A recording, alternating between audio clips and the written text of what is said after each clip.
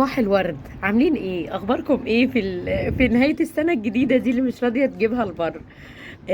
امبارح كنت بجيب لبس الاولاد. عندي كل سنة وانتم طيبين.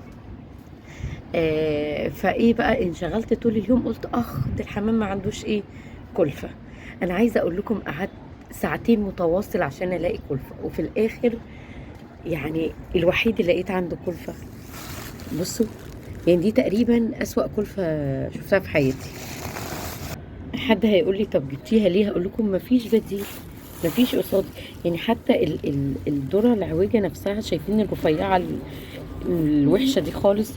الفوله نفسها فيها سوسايه، يعني في فوله عن فوله بتفرق. اهو. طب قولوا لي لو كنتوا مكاني كنت اهي، يعني مثلا ايه، في فولايه ممكن تبقى ايه فيها سوس. يعني فضلت اعمل كده عشان اجمع الفولايه المسوسه. حطت رز، مش عارفه حطت ايه. بصوا ايه ده، ده انا ايه ده انا مش فاهمه ده ايه ده.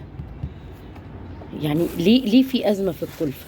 يعني انتوا رافعين سعرها ماشي، لكن ليه في ازمه؟ ليه مش متواجده؟ سواء هي او اكل العصافير على فكره.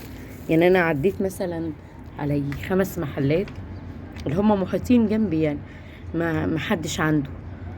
فربنا يسترها، وان شاء الله الازمه دي تبقى خلال كام يوم، وعلى بدايه السنه الجديده الدنيا تفرج والحياه تبقى احسن. الواحد عنده امل يعني. انا حتى سالت خالتي بما اني عندها حمام في سوهاج، فبقول لها عملتي ايه في الحمام بتاعك؟ قالت لي لا، ما انا بعته كله. ولا بعتي كله ليه؟ قالت لي مش ملاحقه على العلف ولا هما ما بيدوش كلفه، يعني في الصعيد بياكلوا علف وممكن الذره العويجه. فبتقول لي مش ملهمه على اكله. فبتقول لي معظم الناس برضو باعته. بعدين بقول لها ده انا فضلت الف ما لقيتش كلفه. قالت لي ما التجار بيبقى دسينه. دسين الكلفه علشان مستنيين ان الاسعار تعلى يعني ويكسبوا اكتر. فيعني انا مش عارفه هل هو فعلا بسبب ارتفاع الدولار، ولا هما فعلا ده جشع من التجار علشان يبصوا المكسب، بغض النظر بقى عن في ارواح بتبقى مستنيه الاكل ده ولا لا.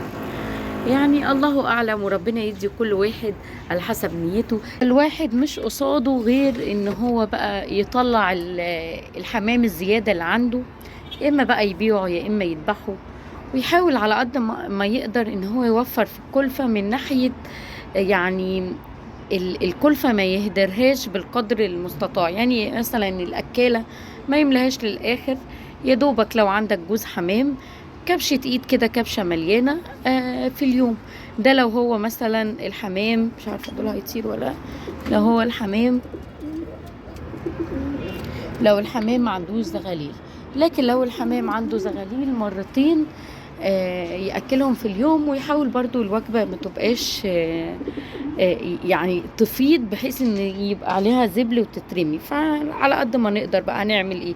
وطبعا لو انت عندك حمام غالي، قول مثلا لو بعت الجوز هيجيب تمن ولا حاجة، لو الانواع اللي هي فوق 1000. لكن لو الانواع اللي هي البلدي اللي ما تتعداش 100 جنيه، عقبال ما تكبرها، لو انت كبرتها مش هتجازي معاك. فالافضل ان انت تبيع زغاليلها اول باول، يا اما ان انت تذبح وتاكل منها علشان تغطي يعني تمنها. حتى شكل الحمام مش راضي يطلع ولا يطير، زعلان من اللي بيحصل في البلد. يلا ربنا يسترها، وكل سنة وانتم طيبين. سلام.